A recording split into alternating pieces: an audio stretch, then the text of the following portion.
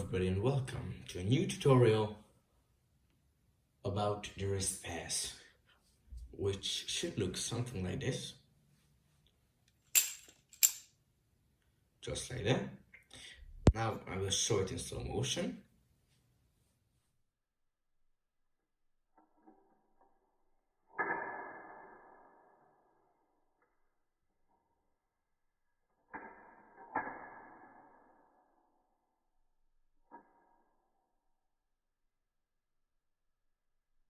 Now I will try to explain it as best as I can. So this move starts by a ricochet, which is bouncing it against your knuckles.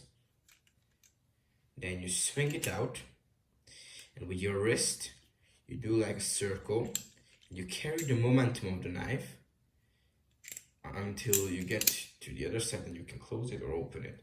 So bounce it against your knuckles. You make a circle with your wrist until you get to this point, and the momentum should carry it to the open position. And you can do the same thing backwards. So bounce it against your knuckles. You turn around your wrist, and then you can close it. Just like that. So this was the wrist pass. I hope I taught you something. Like, subscribe, and have a nice day.